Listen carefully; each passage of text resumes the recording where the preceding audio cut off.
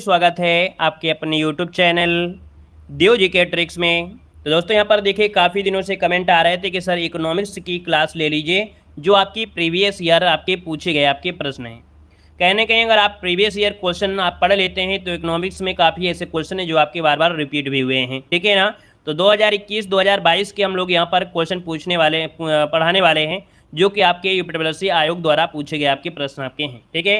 Video को पूरा देखिएगा और यहाँ पर दोस्तों आप लोग हमारे टेलीग्राम से जुड़ जाइए। देव जी के ट्रिक्स टेलीग्राम है जहाँ पर पीडीएफ और आपके जैसे कि आपका लिंक है वीडियो का वो भी हम प्रोवाइड करा देते हैं। तो टेलीग्राम देव जी के ट्रिक से जरूर जुड़िएगा, ठीक है। तो चलिए स्टार्ट करते हैं। सभी को जय हिंद, सभी को जय हिंद। भारतीय अर्थव्यवस्था से संबंधित आपके जो क्वेश्चन है 2021-2022 में पूछे प्रश्न आपके लिए गए हैं। पहला क्वेश्चन देखिए आपका कितना अच्छा है।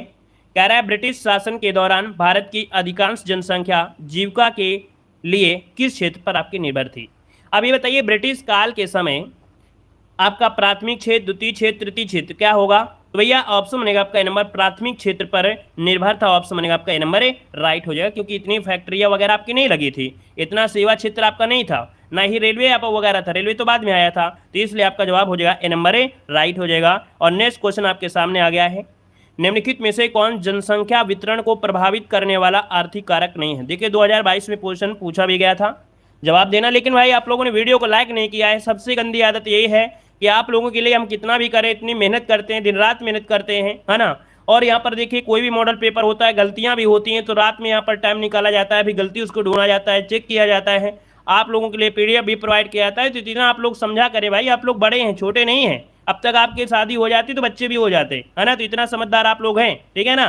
अपनी मेहनत को समझिए, दूसरे की मेहनत जो आपके साथ लगातार दिन रात मेहनत करता है, ठीक है।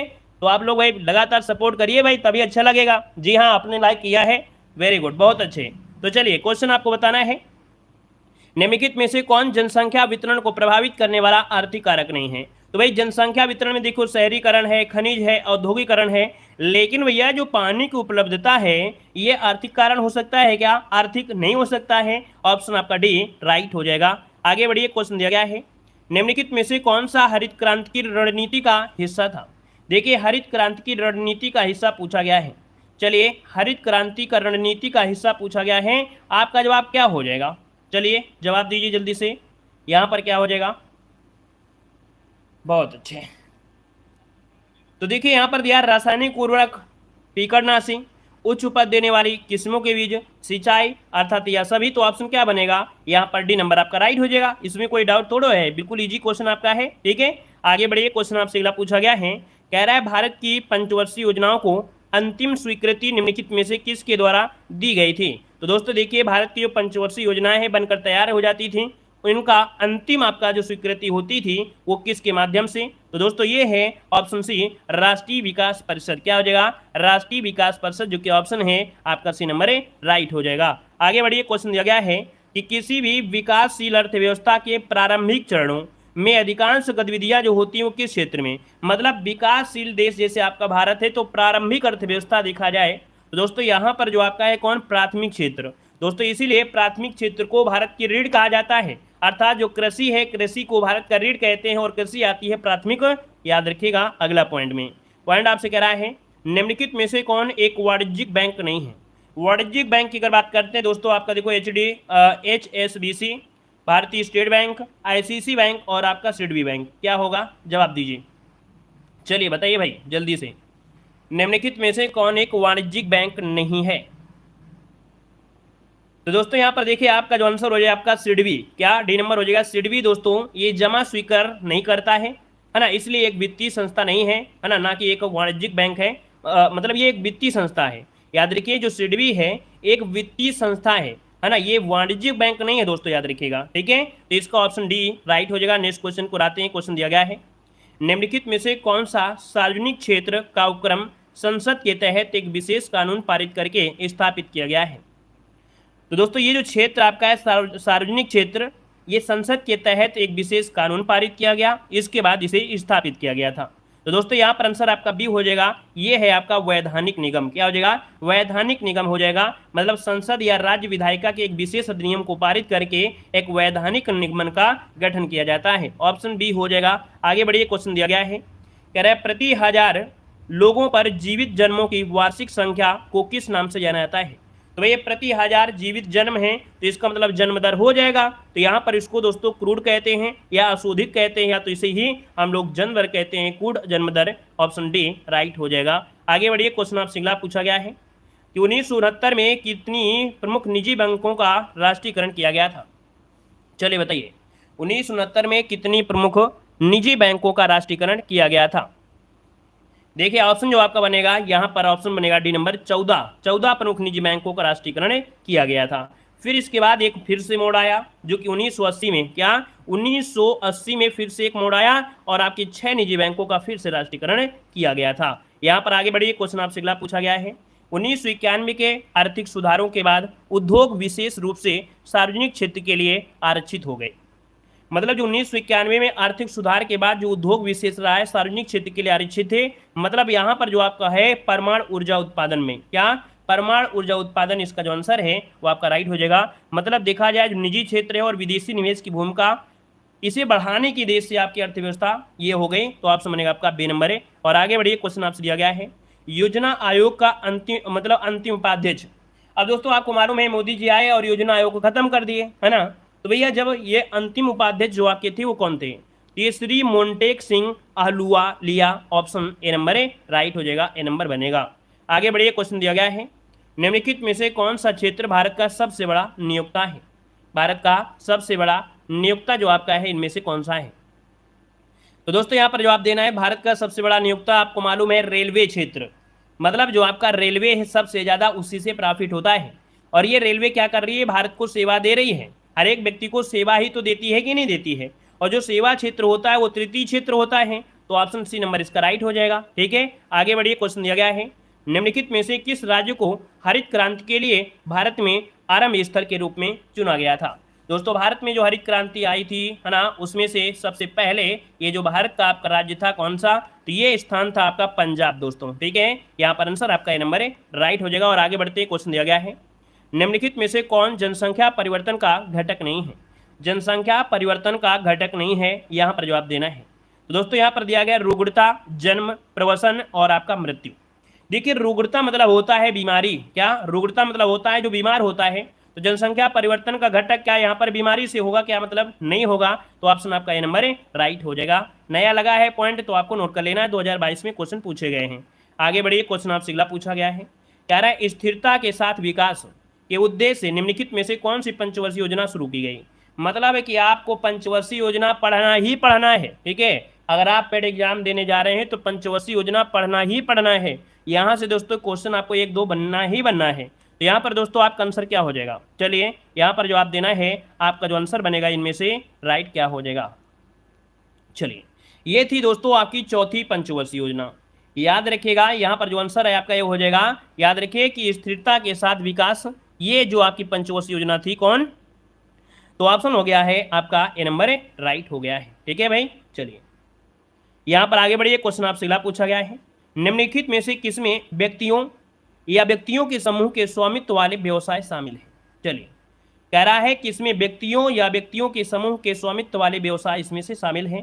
यहाँ पर जो आपका आंसर है इसमें से राइट क्या हो जाएगा? तो दोस्तों यहाँ पर आंसर आपका हो जाएगा जो निजी क्षेत्र होता है, क्या जो आपका निजी क्षेत्र होता है, याद रखिएगा। यहाँ पर आगे बढ़िए, क्वेश्चन आपसे अगला पूछा गया है, कह रहा है निम्नलिखित में से किस अधिनियम ने बैंकों का राष्ट्रीयकरण के लिए शर्तें निर्धारित की थी? तो दोस्तों बैंकों के लिए जो आपकी शर्तें निर्धारित किया वो किसने किया था? यहाँ पर देखो दिया गया है बैंकिंग कंपनियां, मतलब जो आपका अधिनियम 1970 था, ये अधिनियम बैंकों के राष्ट्रीयकरण की शर्तें निर्धारित की थी। ऑप्शन पहला ही आपका राइट हो जाएगा दोस्तों। आगे बढ़िए, क्वेश्चन आपसे अगला पूछा गया है, यहाँ पर दिया है 1991 में नई आर्थिक नीति NEP के तहत उदारीकरण और निजीकरण की पहल का जो प्राथमिक परिणाम था इनमें से कौन था? दोस्तों यहाँ पर आंसर जो आपका होगा डी हो जाएगा, याद रखिएगा वैश्वीकरण। ठीक है, 1991 में जो नई आर्थिक नीति के तहत उदारीकरण निजीकरण की जो पहल थी इसका प्राथमिक परिणाम इनमें से कौन सा था? यहाँ पर याद रखिए वैश्वीकरण, ऑप्शन डी राइट हो जाएगा। आगे बढ़िए, क्वेश्चन दिया गया है निम्नलिखित में से किसे भारत में हरित क्रांति के जनक के रूप में जाना जाता है? तो दोस्तों बताइएगा भारत में हरित क्रांति के जनक के रूप में किसे जानते हैं? यहाँ पर जो आपका आंसर है वो राइट क्या हो जाएगा? तो दोस्तों सी नंबर है, याद रखिएगा MS स्वामीनाथन। कौन? भारत में हरित क्रांति के जनक एम एस स्वामीनाथन हैं। ऑप्शन सी नंबर है राइट हो जाएगा, सी नंबर हो जाएगा। ठीक है, आगे बढ़िए। क्वेश्चन आपसे अगला पूछा गया है, कह रहे नई आर्थिक नीति तो सामान्यतः विकास के मॉडल पर जाना जाता है। देखो कह रहा है नई आर्थिक नीति कुछ सामान्यतः किस विकास के मॉडल पर जानते हैं। तो दोस्तों यहाँ पर इसका हो जाएगा क्या, यहाँ पर इसका जवाब देना है क्या हो जाएगा। चलिए बताइए, नई आर्थिक नीति को सामान्यतः विकास के मॉडल के रूप में जाना जाता है। दोस्तों यहाँ पर आंसर जो आपका है वो आपका हो जाएगा इनमें से कौन सा, आपका जो एलपीजी वाला है, ऑप्शन सी यहाँ पर राइट हो जाएगा। और यहाँ पर आगे बढ़िए, क्वेश्चन आपसे अगला पूछा गया है, कह रहे कौन भी कंपनी एक सरकारी कंपनी, कौन सी कंपनी एक सरकारी कंपनी है यदि उसमें कम से कम प्रदत्त पूंजी सरकार के अधिकार में होती है।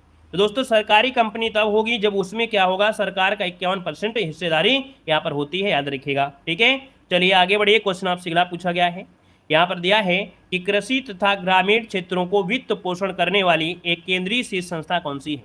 जो कृषि और ग्रामीण क्षेत्रों को वित्त पोषण करती है, ये आपकी केंद्रीय और शीर्ष संस्था है। दोस्तों ऑप्शन क्या हो जाएगा, चलिए यहाँ पर आंसर आपका बनेगा क्या, सिडबी हो जाएगा क्या भाई, नाबार्ड। दोस्तों बिल्कुल सही है, नाबार्ड लगाइएगा। याद रखिए ये कृषि क्षेत्र और ग्रामीण क्षेत्रों को वित्त पोषण के लिए ये केंद्रीय संस्था है नाबार्ड, जो कि ऑप्शन है आपका सी नंबर है। और आगे बढ़िए, क्वेश्चन आपसे अगला पूछा गया है। दोस्तों याद रखिए 1991 वाली जो आर्थिक सुधार आया था उसको जरूर पढ़िएगा। 1991 के आर्थिक सुधारों के द्वारा निम्नलिखित में से किस समस्या की ओर ध्यान दिया गया था। तो दोस्तों यहाँ पर 1991 में जो आर्थिक सुधार आया, इसमें समस्या जो ध्यान दिया गया था वो किस पर ध्यान दिया गया। तो दोस्तों यहाँ पर देखिए भारतीय रुपए का जो मूल्य ह्रास है, आर्थिक नीति की असफलता, विदेशी मुद्रा भंडार में संकट, मतलब इन सभी बातों पर फोकस किया गया था। ऑप्शन आपका बी नंबर है राइट हो जाएगा। अगला क्वेश्चन दिया गया है, हॉलमार्क लोगों का उपयोग किसके लिए किया जाता है। बताइएगा हॉलमार्क लोगों का जो उपयोग किया जाता है वो किसके लिए किया जाता है। यहाँ पर जवाब देना है, आपका आंसर क्या हो जाएगा। दोस्तों हॉलमार्क याद रखिए, हॉलमार्क जो लगते हैं वो आपके जेवर में लगते हैं, आभूषण में लगते हैं। दोस्तों याद रखिए आभूषण में लगते हैं, इसका जो ऑप्शन है वो आपका क्या हो जाएगा, डी नंबर है राइट हो जाएगा। क्लियर है भाई, आगे बढ़िए। अगला पॉइंट जो कि आपके देख सकते हैं 2021 में ये आपके पूछे गए थे, बैंक दर का क्या अर्थ होता है, बैंक दर क्या होती है। चलिए तो दोस्तों बैंक दर जो होती है वो देश के केंद्रीय बैंक द्वारा ली जाने वाली आधिकारिक ब्याज दर को ही बोलते हैं बैंक दर। क्या कि देश के केंद्रीय बैंक द्वारा ली जाने वाली आधिकारिक ब्याज दर जो होता है उसे ही हम लोग बैंक दर कहते हैं। याद रखिए ऑप्शन बनेगा आपका यहाँ पर ए नंबर हो जाएगा। आगे बढ़िए, क्वेश्चन आपसे अगला पूछा गया है, इनमें से किस प्रकार की अर्थव्यवस्था में संसाधनों पर निजी अधिकार होते हैं और आर्थिक गतिविधियों का मुख्य उद्देश्य लाभ अर्जित करना होता है। तो दोस्तों यहाँ पर 186 नंबर, मतलब दोस्तों ये होता है आपका पूंजीवाद। याद रखिए कि पूंजीवादी अर्थव्यवस्था में संसाधनों पर निजी अधिकार होता है और आर्थिक गतिविधियों का मुख्य उद्देश्य होता है क्या, लाभ अर्जित करना, सिर्फ और सिर्फ लाभ अर्जित करना होता है। ऑप्शन डी इसका राइट हो जाएगा। नेक्स्ट क्वेश्चन बताइएगा, कह रहे 100 रुपए का नोट में जो हस्ताक्षर होते हैं वो किसके होते हैं। 100 रुपए के जो नोट में हस्ताक्षर होते हैं वो आपके किसके होते हैं।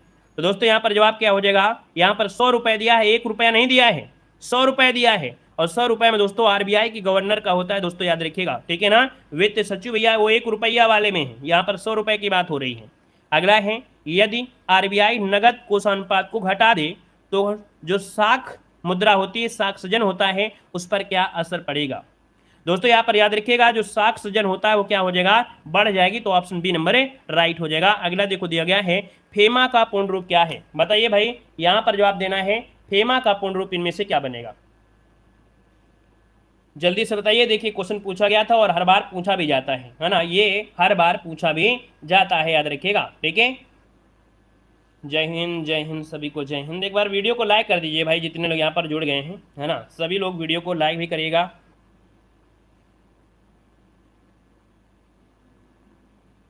वेरी गुड, बहुत अच्छे। चलिए तो देखिए यहाँ पर अगर देखा जाए जो आपका आंसर है लगभग सभी का जवाब सही हो चुका है। यहाँ पर जो आपका आंसर इनमें से क्या हो जाएगा, तो दोस्तों यहाँ पर होता है सी नंबर, याद रखिएगा फॉरेन एक्सचेंज मैनेजमेंट एक्ट, जो कि ऑप्शन है यहाँ पर सी नंबर है वो राइट हो जाएगा। और आगे बढ़िए, क्वेश्चन आपसे अगला पूछा गया है, यहाँ पर दिया है भारत की राष्ट्रीय आय का आकलन करने वाली जो संस्था है वो आपकी कौन सी है। चलिए बताइए यहाँ पर जो आंसर आपका बनेगा राइट इनमें से क्या हो जाएगा। कह रहा है कि भारत की राष्ट्रीय आय का आकलन करने वाली जो संस्था है वो आपकी कौन सी है। यहाँ पर देखिए आपका जो आंसर आ रहा है लगभग सभी का जवाब सही है। यहाँ पर आंसर आपका बनेगा ए नंबर है, ये है आपका केंद्रीय सांख्यिकी संगठन, मतलब ऑप्शन है आपका ए नंबर है, राइट हो जाएगा। और आगे बढ़ते क्वेश्चन दिया गया है, सेवा क्षेत्र का दूसरा नाम क्या है।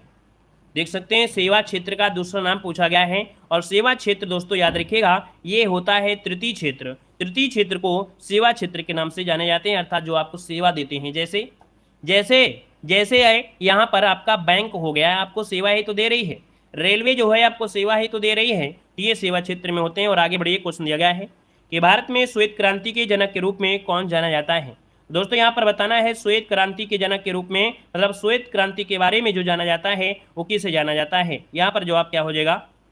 चलिए, अच्छा प्रयास, बेहतरीन प्रयास और काफ़ी अच्छा प्रयास आप लोगों का है।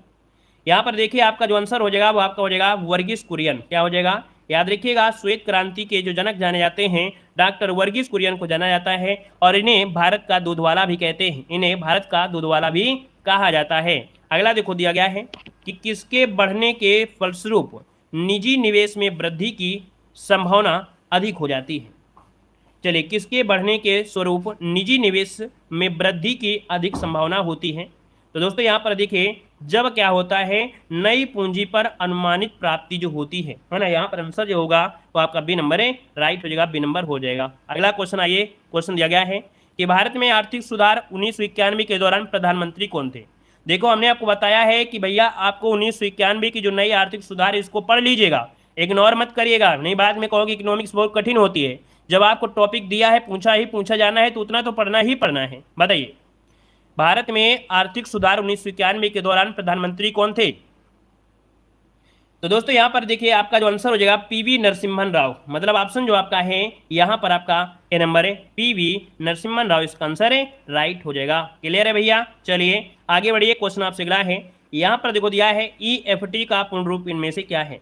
चलिए यहाँ पर जवाब देना है, आपसे कह रहा है EFT का पूर्ण रूप इनमें से क्या है। चलिए यहाँ पर देखिए electronic fund transfer, electronic fund transfer. तो दोस्तों यहाँ पर जो आपका आंसर बनेगा क्या हो सकता है, कौन सा मिल रहा है, इलेक्ट्रॉनिक्स, कौन सा है, इलेक्ट्रॉनिक फंड्स, पहला वाला ऑप्शन राइट हो जाएगा।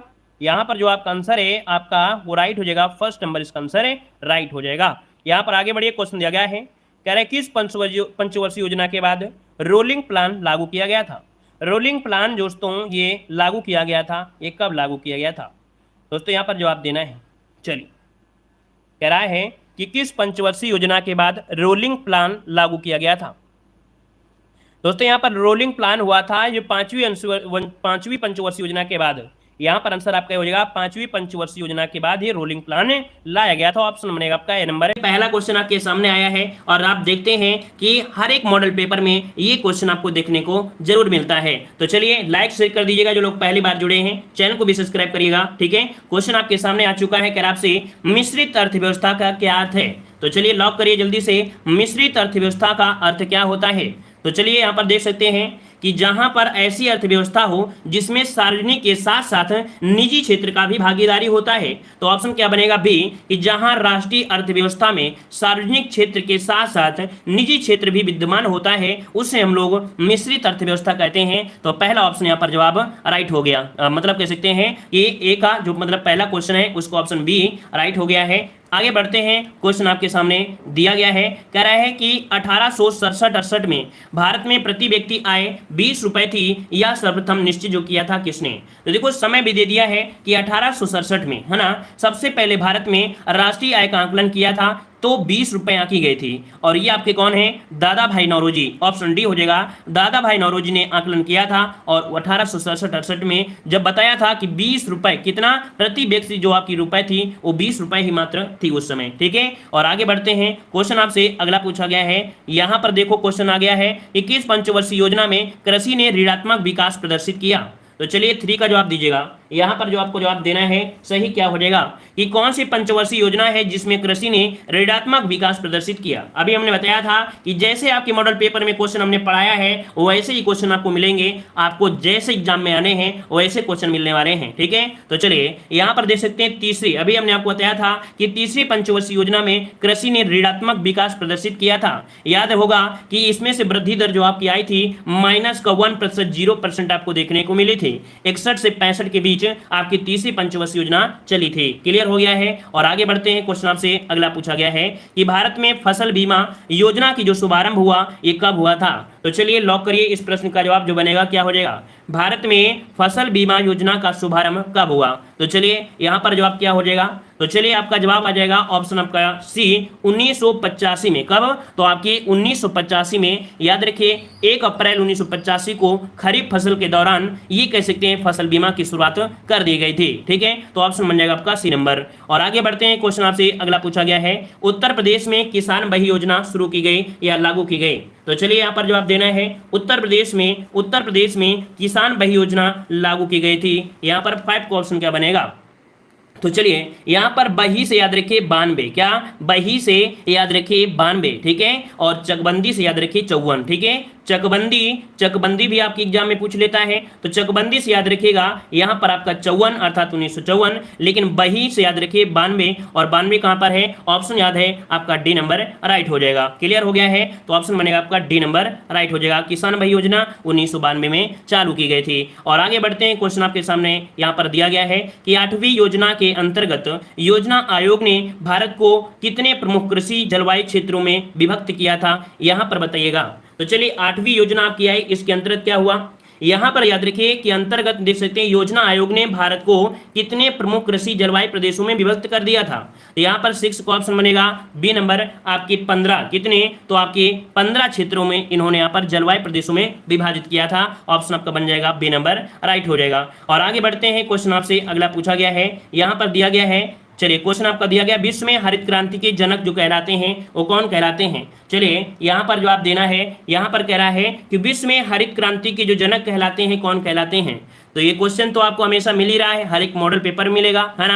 तो चलिए यहाँ पर आपके जनक है आपके कौन, तो आपका ऑप्शन आ रहा है यहाँ पर डॉक्टर नॉर्मन बोरलॉग है। ऑप्शन आपका ए नंबर राइट हो जाएगा। ठीक है, याद रखिए इन्हें 1970 में, कब, तो आपके 1970 में शांति का नोबेल पुरस्कार इन्हें दिया गया था। ये रहने वाले कहाँ के हैं, तो आपके यूएसए के रहने वाले हैं, याद रखिए। और इन्होंने जो प्रयोग किया था, ये प्रयोग जो किया था वो मैक्सिको में किया था। ठीक है, प्रयोग जो किए थे ये मैक्सिको में किए थे, मैक्सिको में ही सर्वप्रथम गेहूं पर इन्होंने प्रयोग कर डाला था। तो इस प्रकार से ऑप्शन ए नंबर आपका राइट हो जाएगा। अगर आपसे ये पूछे कि भारत में हरित क्रांति के जनक किसे कहा जाता है, तो आपके स्वामीनाथन को भारत में हरित क्रांति का जनक कहा जाता है, याद रखिएगा। ठीक है ना, इतना पॉइंट आपका हो गया। तो चलिए आगे बढ़ते हैं, क्वेश्चन आपसे अगला पूछा गया है। यहां पर देखो क्वेश्चन दिया गया है, चलिए भारतीय हरित क्रांति की जन्मस्थली कौन सी है। तो चलिए अभी अभी आपने मॉडल पेपर में पढ़ा था कि भारतीय हरित क्रांति की जो जन्मस्थली है वो आपकी कौन सी है।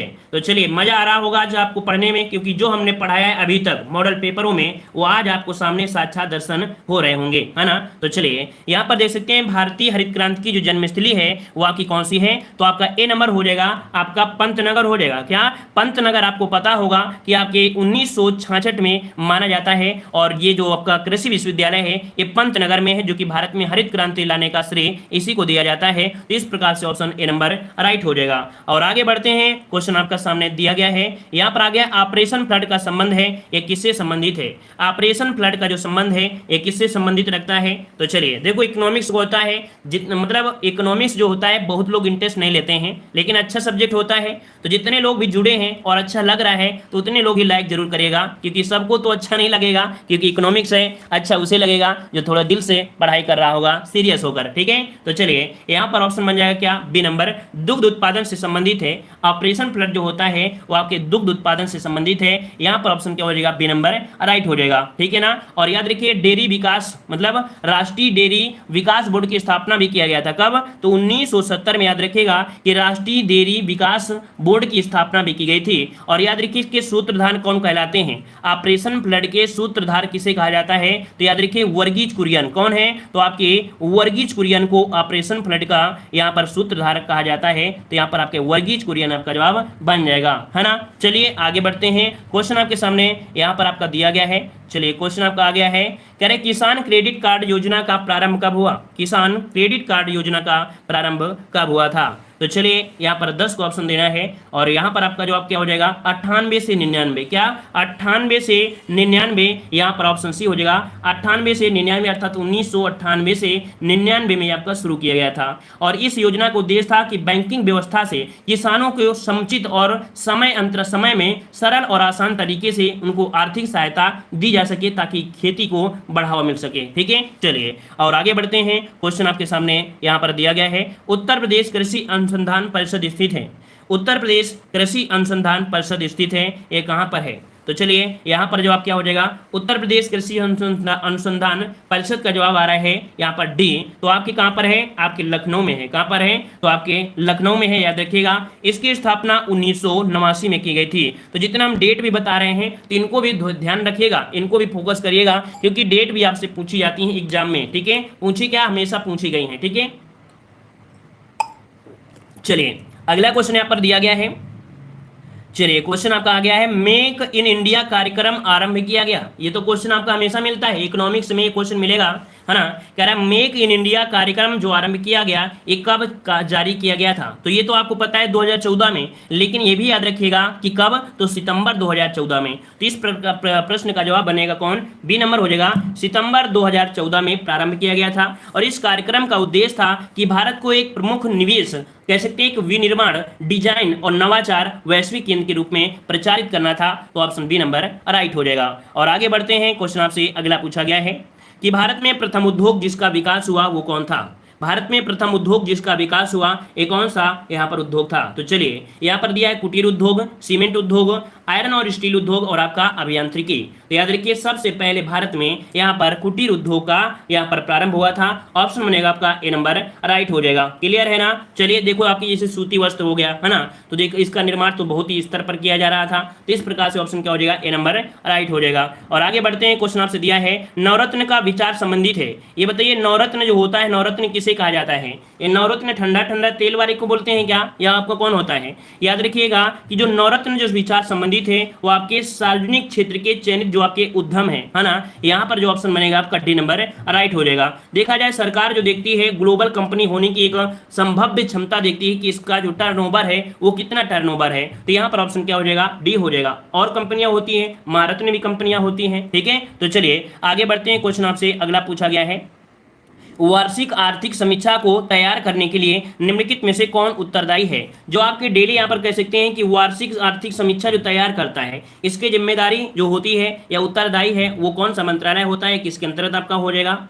तो 15 का ऑप्शन बी हो जाएगा। ये वित्त मंत्रालय के अधीन होता है। जो वार्षिक आर्थिक समीक्षा तैयार करता है, रिपोर्ट देता है, वो वित्त मंत्रालय करता है ना, वित्त मंत्रालय होता है। तो ऑप्शन क्या बन जाएगा? बी नंबर राइट हो जाएगा। और आगे बढ़ते हैं। क्वेश्चन आपसे अगला पूछा गया है, यहाँ पर दिया है भारत का योजना आयोग है। ये जो भारत का योजना आयोग है ये क्या है? एक संवैधानिक है या एक असंवैधानिक है? ये क्या है? यहाँ पर जवाब देना है। तो चलिए यहाँ पर भारत का योजना आयोग जो आपका है क्या है? तो आपका यहाँ पर दिया गया है क्या? पहला दिया है स्वायत्त शासी, है ना, फिर दिया है सलाहकार, एक संवैधानिक, एक वैधानिक संस्था। तीन में से जवाब क्या बनेगा? तो ऑप्शन बनेगा यहाँ पर देख सकते हैं ऑप्शन बी, एक प्रकार की सलाह संस्था थी। क्या थी? एक प्रकार की सलाह मतलब थी। इसकी स्थापना की गई थी आपकी 15 मार्च 1950 की इसकी स्थापना की गई थी। एक प्रकार की कैसी संस्था है? तो कह सकते हैं असंवैधानिक है। क्या है? असंवैधानिक संस्था। याद रखिए असंवैधानिक संस्था है, क्योंकि जो संस्था संविधान बनने की पूर्व बन गई है उनको संवैधानिक कहा गया है, लेकिन संविधान बनने के बाद यहाँ पर ये जो बनी थी 15 मार्च 1950 को, तो इस प्रकार से याद रखिए ऑप्शन बी ये एक असंवैधानिक संस्था की है। ठीक है ना। चलिए, और आपको पता है कि जो भारत में योजना आयोग है वो खत्म हो चुका है। अब ये योजना आयोग खत्म हो गया है 1 जनवरी 2015 से। कब? 1 जनवरी याद रखिएगा 1 जनवरी 2015 से अब यहाँ पर आपका नीति आयोग का गठन कर दिया गया है ना। तो इस प्रकार से ऑप्शन क्या हो जाएगा? बी। यहाँ पर आपके सामने क्वेश्चन आ गया है, निम्नलिखित में से कौन सा बैंक मुख्यतः लघु उद्योगों के संबंध में कार्य करता है? तो चलिए बताइएगा लघु उद्योगों के लिए कार्य करने वाला ऐसा बैंक है और ये बैंक कौन सा है? तो चलिए यहाँ पर जो आप क्या बनेगा, तो यहाँ पर देख सकते हैं सिडबी बैंक है ना, सिडबी बैंक जो आपका है कौन सा, ऑप्शन ए हो जाएगा यहाँ पर सिडबी बैंक आपका है, अर्थात कह सकते हैं SIDBI, सिडबी है जो कि लघु उद्योगों के संबंध में कार्य करने वाला ये प्रमुख बैंक आपका है। ठीक है, चलिए और आगे बढ़ते हैं। क्वेश्चन आपसे अगला पूछा गया है कि भारत का सबसे बड़ा व्यापारिक बैंक कौन सा है, भारत का सबसे बड़ा व्यापारिक बैंक इनमें से कौन सा हो जाएगा। तो चलिए लॉक करिएगा, यहाँ पर सही जवाब क्या हो जाएगा। तो ये क्वेश्चन आपको बहुत बार मिला होगा कि आपकी स्टेट बैंक ऑफ इंडिया कौन है, तो भारत का सबसे बड़ा व्यापारिक बैंक है स्टेट बैंक इंडिया, आपका जवाब राइट हो जाएगा। ठीक है ना, क्लियर है इतना पॉइंट। चलिए यहाँ पर देख सकते हैं, हमने आपको बताया था कि स्टेट बैंक जो कि आपके 1955 में राष्ट्रीयकरण आपको किया गया था, है ना, जो कि आपका इंपीरियल बैंक था 1921 में, इंपीरियल बैंक की स्थापना हुई थी 1921 में, और इंपीरियल बैंक का ही नाम आगे बढ़कर 1955 में स्टेट बैंक आपका इंडिया कर दिया गया था। और आगे बढ़ते हैं, क्वेश्चन आपसे अगला पूछा गया है, यहाँ पर दिया भारतीय रिजर्व बैंक की स्थापना कब हुई थी।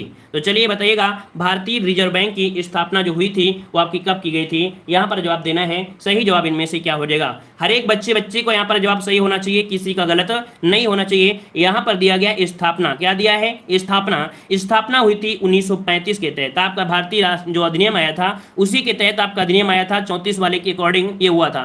तो यहाँ पर याद रखिए आपका 35 इसका जवाब हो जाएगा। अगर ये पूछ लिया जाए कि राष्ट्रीयकरण कब हुआ, कब, तो इसका राष्ट्रीयकरण जो हुआ था, ये राष्ट्रीयकरण जो हुआ वो कब हुआ था, तो ये आपका हुआ था 1949 में। ठीक है, तो दोनों पॉइंट में यहाँ पर फोकस करिए, क्योंकि काफी बच्चे यहाँ पर कह सकते हैं कमेंट करते हैं कि क्वेश्चन गलत होता है। देखो स्थापना होती है तो 1935 लगाएंगे, और राष्ट्रीयकरण बोलता है तो 1949 लगाना है, दोनों पॉइंट पर फोकस कर लीजिएगा। और आगे बढ़ते हैं, क्वेश्चन आपसे अगला पूछा गया है, यहाँ पर दिया वैश्वीकरण का अर्थ क्या होता है। चलिए यहाँ पर बताइए, एक शब्द दिया गया वैश्वीकरण, ये बताइए वैश्वीकरण मतलब होता क्या है।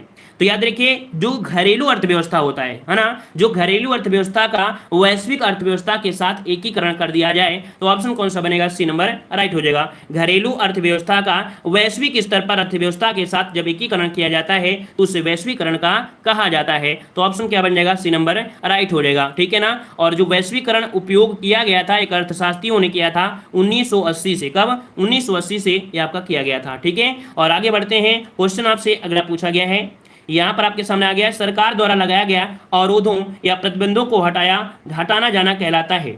सरकार द्वारा लगाए गए अवरोधों या प्रतिबंधों को हटाना क्या कहलाता है। तो चलिए याद रखिएगा, किसी प्रकार का प्रतिबंध है या किसी चीज में अवरोध है तो यहाँ पर कह सकते हैं उसको जब हटा दिया जाता है, क्या, प्रतिबंधों को जब हटा दिया जाता है तो उसे बोला जाता है उदारीकरण। क्या किया जाता है, उदारीकरण कहते हैं। ऑप्शन क्या हो जाएगा, सी नंबर। जैसे कि हम आपको बता दें कि आपके ये तो आपकी कह सकते हैं सरकार है, जैसे आपकी अमेरिका में है, अमेरिका में जो आपके थे कह सकते हैं कि आपके डोनाल्ड ट्रंप जब थे उन्होंने टिकटॉक पर प्रतिबंध लगा दिया था, है ना, उन्होंने टिकटॉक पर प्रतिबंध लगा दिया था। लेकिन यहाँ पर जो आपके नए राष्ट्रपति आपके जो बने हैं उन्होंने टिकटॉक को क्या कर दिया है, तो आपको मुक्ति कर दिया था, जो अवरोध थे उन्होंने खत्म कर दिया है। तो ऐसे जो वर्ड यूज किया जाता है इकोनॉमिक्स में उसे बोलते हैं उदारीकरण कहा जाता है। क्लियर हो गया है, समझ में आ गया। चलिए आगे बढ़ते हैं, क्वेश्चन आपसे अगला पूछा गया है कि वर्गीज कुरियन किससे संबंधित थे या संबंधित हैं। तो चलिए बताइएगा, वर्गीज कुरियन जो कि अभी हमने आपको बताया कि दुग्ध क्रांति से, क्या, दुग्ध क्रांति से संबंधित है। ऑपरेशन फ्लड तो आपने नाम सुना ही होगा, उन्हीं से संबंधित है, तो ऑप्शन आपका बी हो जाएगा श्वेत क्रांति। श्वेत क्रांति जिसे हम लोग दूध क्रांति के नाम से जानते हैं या दूध उत्पादन से जानते हैं, तो ऑप्शन क्या हो जाएगा, यहाँ पर बी नंबर राइट हो जाएगा। ठीक है, और आगे बढ़ते हैं, क्वेश्चन आपसे अगला पूछा गया है, यहाँ पर आपके सामने क्वेश्चन दिया है कि भारत की प्रमुख वाणिज्यिक फसलें कौन सी हैं। तो ये भी क्वेश्चन आपके बन सकते हैं और बनते हैं। तो बताइएगा वाणिज्यिक फसलें, यहाँ पर वाणिज्यिक फसलें दिया गया है, तो बताइएगा जो व्यापार की दृष्टि से, व्यापारिक की दृष्टि से जो बोई जाती हैं वो आपकी कौन सी फसलें होती हैं। याद रखिएगा कि आपकी जो कपास है, तिलहन है, जूट है, गन्ना है और तंबाकू, तो इस प्रकार से यहाँ पर ऑप्शन भी हो जाएगा, कपास, तिलहन, जूट और गन्ना, ये आपकी वाणिज्यिक फसल आपकी होती है, याद रखिएगा, है ना। हाँ, याद रखिए कुछ और भी होती हैं, जैसे मान लीजिए रोपण फसलें होती हैं, जैसे चाय, काफी, नारियल और रबड़, ये आपकी रोपण फसलें कहलाती हैं। ठीक है, तो ऑप्शन आपका बी नंबर राइट हो जाएगा। और आगे बढ़ते हैं, क्वेश्चन आपसे अगला पूछा गया है, यहाँ पर दिया गया है मुद्रास्फीति के समय के दौरान कर की दरों में निम्नलिखित में से क्या होगा। तो चलिए यहाँ पर 25 का जवाब देना है। कह रहा है मुद्रास्फीति के समय के दौरान कर की वृद्धियों कर की दरों में निम्नलिखित में से क्या होगा? तो कर की जो दर होती है, कर की जो दर होती है उनमें क्या हो जाता है? वृद्धि हो जाता है। क्या वृद्धि हो जाता है? यहाँ पर ऑप्शन क्या बनेगा? ए नंबर राइट हो जाएगा। कुल मिला के देखा जाए तो देश की यहाँ पर जो कर होता है वृद्धि होगा, मुद्रा की तरलता समाज में कम हो जाएगी, तो ऑप्शन बन जाएगा ए नंबर। और आगे बढ़ते हैं, क्वेश्चन आपसे अगला पूछा गया है, यहाँ पर आपका आ गया है कि निम्नलिखित में से कौन सा एक युग्म सही नहीं है। अब ये क्वेश्चन नोट करिएगा क्योंकि ऐसा ही क्वेश्चन आपके एग्जाम में आने वाला है। ठीक है, कह रहा है कौन सा युग्म सही नहीं है, और सही नहीं है तो बताइए कौन सा नहीं सही है। देखो पहला दिया गया है पांचवी पंचवर्षीय योजना। तो भाई पांचवी पंचवर्षीय योजना यहाँ पर कहाँ घूम रहे हैं? पांचवी जो आपकी थी वो 74 में थी, 1974 से लेके 79 तक ये आपकी पांचवी आपकी थी, है ना।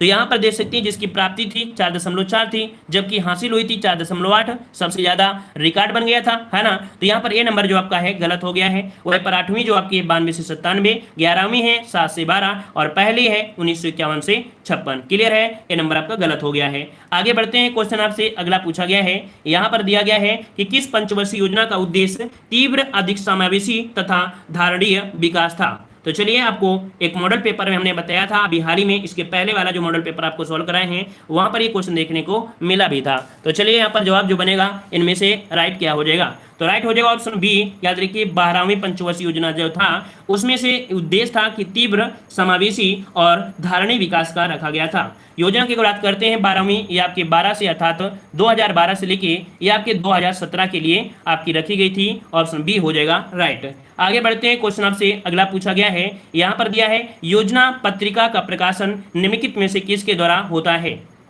चलिए बताइएगा, योजना पत्रिका का प्रकाशन निम्नलिखित में से किसके द्वारा होता है? और ये किसके द्वारा होता है? याद रखिए जो सूचना प्रसारण मंत्रालय है, कौन? सूचना प्रसारण जो मंत्रालय है उसके द्वारा योजना पत्रिका के क्या होता है? प्रकाशन होता है, याद रखिएगा। ठीक है, तो इस प्रकार से ऑप्शन यहाँ पर आपका डी हो जाएगा। ये कैसी है? एक मासिक पत्रिका है। कैसी है? मासिक पत्रिका, याद रखिएगा। ठीक है, और आगे बढ़ते हैं, क्वेश्चन आपसे अगला पूछा गया है, कह रहा है 1 रुपए के नोट पर किसके हस्ताक्षर होते हैं? 1 रुपए के नोट पर किसके हस्ताक्षर होते हैं? 29 का जवाब देना है और 29 का ऑप्शन क्या बनेगा? तो यहाँ पर याद रखिएगा जो वित्त सचिव होते हैं, क्या वित्त सचिव होते हैं, ऑप्शन बनेगा आपका ए नंबर कि 1 रुपए के नोट पर वित्त मंत्रालय के जो सचिव होते हैं अर्थात वित्त सचिव के हस्ताक्षर आपके होते हैं। जबकि देखा जाए जो आपके नोट होते हैं 1 रुपए के ऊपर के जो भी नोट होते हैं उनमें भारतीय रिजर्व बैंक के जो गवर्नर होते हैं उनके कह सकते हैं हस्ताक्षर होते हैं। ऑप्शन ए आपका राइट हो जाएगा। और आगे बढ़ते हैं, क्वेश्चन आपसे यहाँ पर दिया गया है कि किसने कहा था कि अर्थव्यवस्था अर्थशास्त्र धन का विज्ञान है? किसने कहा था अर्थशास्त्र धन का विज्ञान है? तो यहाँ पर जो आपका जवाब बनेगा वो आपका हो जाएगा सी, एडम स्मिथ ने कहा था। किसने?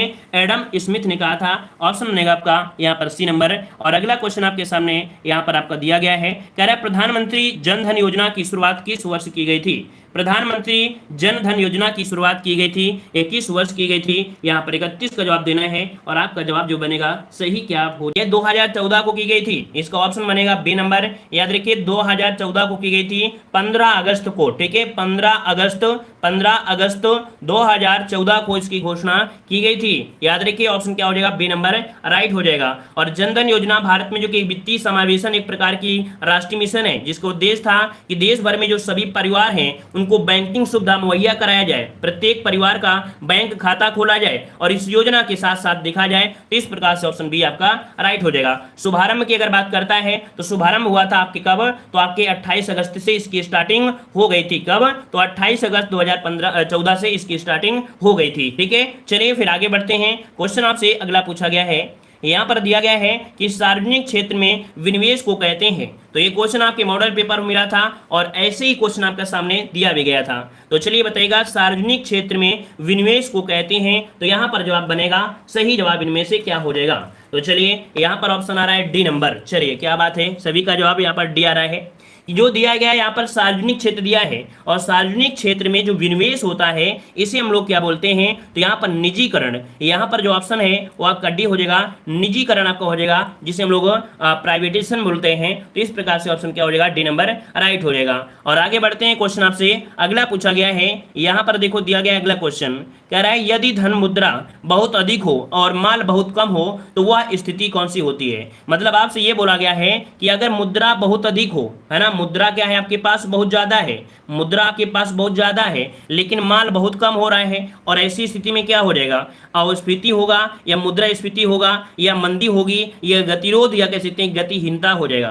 तो यहाँ पर याद रखिए ये मुद्रास्फीति होती है, इसे क्या बोलते हैं, मुद्रास्फीति बोलते हैं। या आपके पास मुद्रा बहुत है माल बहुत कम है, ऑप्शन क्या बनेगा, बी नंबर राइट हो जाएगा, ठीक है ना। और आगे बढ़ते हैं, क्वेश्चन आपसे अगला पूछा गया है, यहाँ पर आपसे अगला क्वेश्चन दिया है कि ग्रीन बैंकिंग का अर्थ क्या होता है। तो चलिए यहाँ पर देखिएगा ग्रीन बैंकिंग, यहाँ पर ग्रीन बैंकिंग दिया गया है कि बैंकों द्वारा वनों का निकास, बैंकों द्वारा पर्यावरण के अनुकूल योजनाओं को वित्त दिया जाता है, बैंकों द्वारा सिंचाई परियोजना को वित्त दिया जाता है, या इनमें से कोई नहीं। तो जवाब बताना है, इनमें से सही जवाब इनमें से क्या हो जाएगा।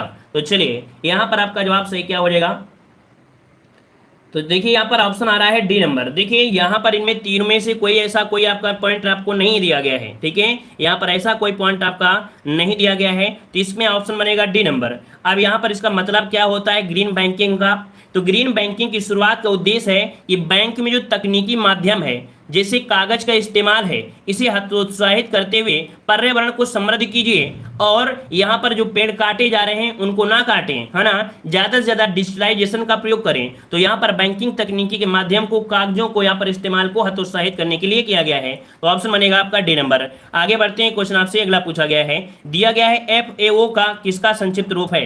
FAO जो बोला जाता है किसे कहा जाता है, ये आपका है क्या, तो आपका हो जाएगा फूड एंड एग्रीकल्चर ऑर्गेनाइजेशन। यहाँ पर आपका क्या हो जाएगा, ऑप्शन डी हो जाएगा food and agriculture organisation, option आपका डी नंबर राइट बन जाएगा। आगे बढ़ते हैं, क्वेश्चन आपसे अगला पूछा गया है, दिया गया है कि भारत में वर्तमान मुद्रा प्रणाली का प्रबंधकर्ता कौन है। भारत में वर्तमान में मुद्रा प्रणाली का प्रबंधकर्ता इनमें से कौन सा है, प्रबंधकर्ता पूछा गया है, तो बताइएगा केंद्रीय वित्त मंत्रालय है या भारतीय रिजर्व बैंक है, राष्ट्रीयकृत बैंक है या भारतीय स्टेट बैंक हो जाएगा। तो देखिए यहाँ पर मुद्रा प्रणाली का प्रबंधकर्ता बोला गया है, तो आपको डी नहीं लगाना है, आपको लगाना है बी। यहाँ पर जो आपका RBI है अर्थात भारतीय रिजर्व बैंक है, तो ऑप्शन क्या हो जाएगा, बी नंबर यहाँ पर राइट हो जाएगा। चलिए आगे बढ़ते हैं, क्वेश्चन आपसे दिया है, हाँ यहाँ पर देखो कुछ क्वेश्चन ऐसे करते हैं फिर आपके ऑब्जेक्टिव और सॉल्व करते हैं।